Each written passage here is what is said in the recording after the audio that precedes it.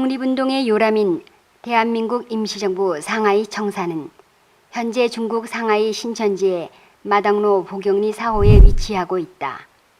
이곳 청사는 대한민국 임시정부가 1926년 7월부터 윤봉길 의사의 홍구공원 의거가 있었던 1932년 4월까지 사용한 상하이식이 마지막 청사이다.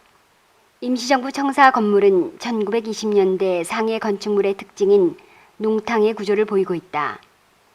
계단을 사이에 두고 남쪽은 3층으로 북쪽은 2층의 구조다. 1층에는 회의실과 부엌이, 2층에는 김구 선생과 임정요원 집무실이, 그리고 3층에는 요인 숙소와 기념관으로 복원되었다.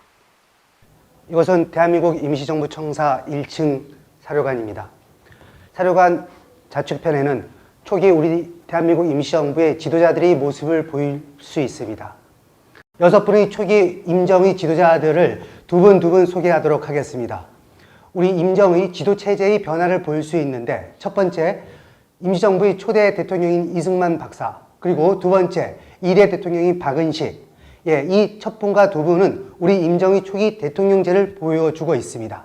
세 번째 인물은 이상용 선생님, 네 번째 인물은 홍진.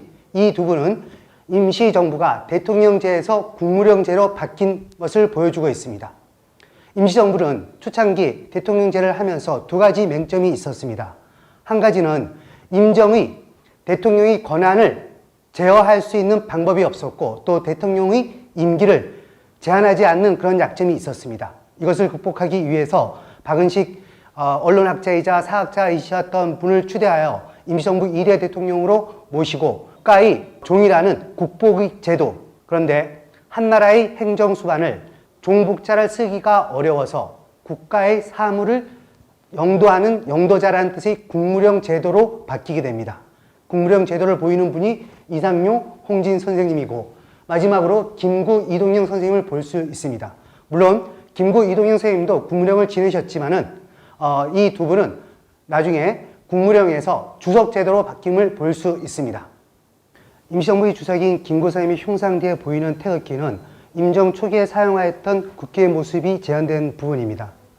이 국기는 임시정부 수립 100주년을 맞아서 2019년 4월 11일 독립기념관에서 전통 수공예 방식으로 제작된 태극기를 이곳 상해 임시정부에 기증한 것입니다. 1층 뒤편에는 부엌의 모습이 보인다.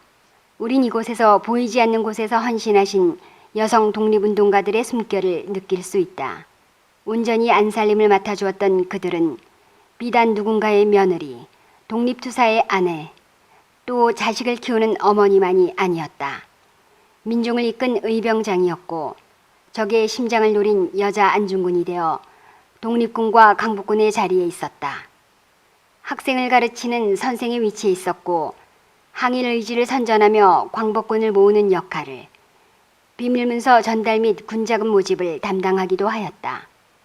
수많은 여성 독립운동가들이 각 영역에서 크나큰 활동을 이어나갔으나 정부로부터 훈 포장 등 공훈을 인정받은 분은 극히 일부에 지나지 않는다. 이제 우리가 그들을 불러 기억하고 그 삶이 온전히 평가받을 수 있도록 노력하여야겠다. 가파른 계단을 올라 2층으로 가면 김구 선생의 집무실이 보인다. 독립운동의 중심 세력으로 임시정부를 끝까지 지킨 백번 김구 선생의 모습이 방문객들을 맞고 있다.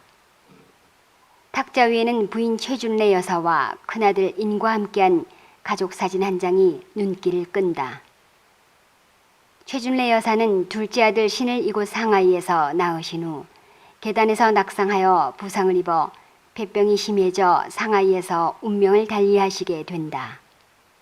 최준래 여사의 묘비석은 한글 학자이자 독립운동가인 김두봉 선생이 써주었는데, 사망일자를 아라비아 숫자로 표기하지 않고 한글 자음 순서로 한 것이 이채롭다. 즉, 대한민국 비읍해 기억달 기억날은 대한민국 6년 1월 1일을 가리킨다. 김구 선생은 충칭에서 어머니와 큰아들 인을 또 잃었다. 이국만리에서 사랑하는 가족을 묻은 선생의 마음이 어떠했을까?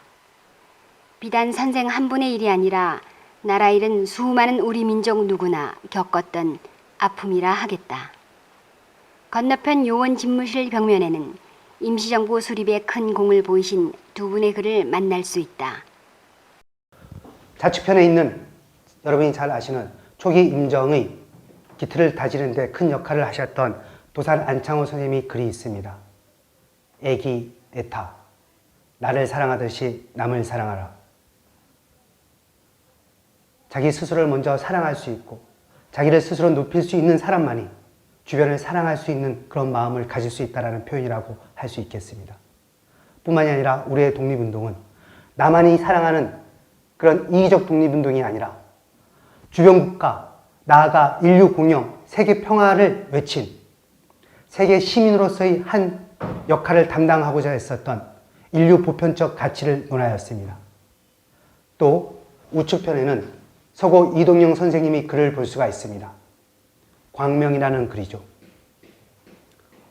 어두운 절망 속에 새로운 희망의 불을 질렸던 우리의 독립운동, 그 뜻을 함축적으로 표현한 말이라 하겠습니다.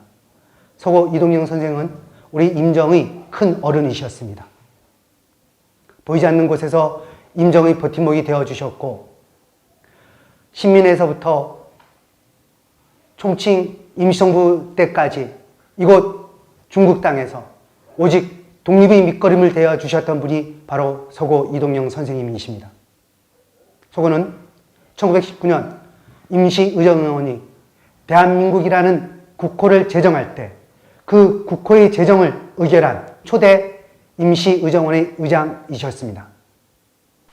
3층으로 올라오면 임정요원들의 숙소를 복원해 놓은 공간을 만나게 되고 본격적인 전시 공간으로 들어가게 된다. 3층 사료관 첫 부분에는 대한민국 임시정부 수립의 배경에 대해서 설명을 하고 있습니다. 1919년 3.1 독립운동은 우리 독립운동사에 큰 변화를 가져오게 됩니다. 조선과 그리고 해외 각지에 크고 작은 임시정부가 약 8군데 정도 생기게 됩니다. 그중 영향력을 미쳤던 정부는 3개의 정부였습니다. 먼저 블라디보스톡에 있었던 대한국민의회, 서울에 있었던 한성정부, 상하이 대한민국 임시정부, 이 세 곳의 정부가 가장 큰 중추적 역할을 하게 됩니다. 조선을 독립하겠다고 한 독립운동 간에 임시정부가 3개를 넘어 8개까지 형성이 되자 이 임시정부의 통합의 노력이 필요하게 됩니다. 그래서 그때 상해에 있는 임시정부와 또 블라디보스톡의 대한국민의회가 한성 임시정부의 법통을 이어받아 그 소재지를 상해에 놓으면서 1919년 9월 11일 대한민국 임시정부 통합임시정부가 바로 이곳 상해에서 출범하게 되었습니다. 통합임정의 수립은 도산 안창호의 노력에 의해 완성되었다. 미주에서 독립운동을 이끌던 안창호는 상하이로 부임하여 상하이 임시정부와 연해주에 있는 노령 임시정부의 이해관계를 조정하고 한성 임시정부의 정통성을 승계하는 형식으로 통합 대한민국 임시정부를 수립하였다. 초기 우리 임정은 독립운동의 방향을 외교론에 중점을 두고 있었습니다. 그래서 효과적으로 외교 활동을 펼칠 수 있는 한국 반도와 가까운 곳, 이곳 상해를 선택하게 된 배경이라 하겠습니다. 통합정부 수립은 여러 가지 의미가 있다. 1910년 일제에 병탄되면서 단절된 한민족 정권을 다시 세운 것이고 군주제를 폐지하고 헌법에 기초한 민주공화제의 수립에 그 의의가 있다. 이후 임정은 국내외 독립운동의 중심적 역할을 수행하였으며 일개 독립운동 단체가 아니라 한 국가의 정부로서 우리 민족의 정신적 지주이자 대표기관으로 그 역할을 수행하였다. 초기 임시정부 요인들의 사진 중 유난히 눈에 띄는 사진 한 장이 있다. 1921년 1월 1일 임시의정원과 임시정부 강요들이 신년 할애식을 한 사진이다. 통합임시정부의 3파 역할을 한 안창호는 초대 대통령 이승만의 상하이 부임을 재촉하고 국무총리 이동희를 비롯하여 흩어져 있던 강요들을 모아 명실상부한 통합정부로 역할을 수행하려 하였다. 이에 대한민국 3년인 1921년 1월 1일 신년 할애식을 통해 임정 내 계파 간 지역 간 통합을 추진한 것이다. 이 사진은 임시정부의 대통령과 국무총리, 그리고 정부 강요와 임시의정원 의장과 의원들 대부분이 한자리를 같이 한 임정의 완전체가 모인 사진이라 하겠다.